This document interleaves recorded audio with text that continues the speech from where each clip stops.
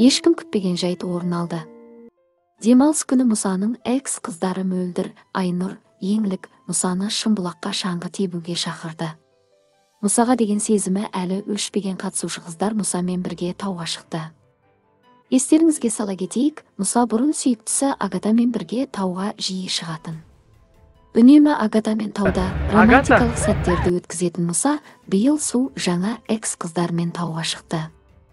Еңлік Мұсаның қыр соңынан қалмай жүрді. Еңлікке жағаласып жақындаған Айнұрда Мұсаның соңынан қалар емес. Ал Мұса Мөлдірден көзін үзбей қарап, онымен қайта қосылмақ болды.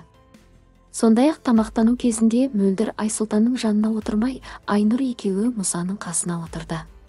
Желі қолданушылары Айсұлтанның жанына неге отырмадың деп жарыса жазды.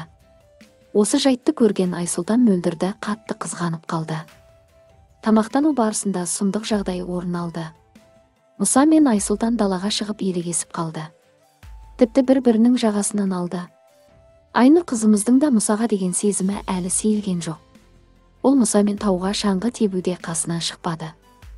Таза ауа, көңіл жадыратар көтеріңкі көңіл күй. Сырғанақта мәре-сәре болған қатысушылар. Шаңғы тебуді үйреніп жүрген жастар. Мұсаны ертіп кеп, шаңғының қызығына берілген Айнұр. Мұның барлығы біздің көз алдымыздағы көңілге шуақ берер көріністер еді. Сырттай бақылағанда байқағанымыз сезім және таңдау. Әлеуметтік желі қолданушылары Еңлік, Мөлдір және Айнұрға айтып тастады. Өзінен керегенін білмей жүрген Мұсаның таңдауы кім болмақ?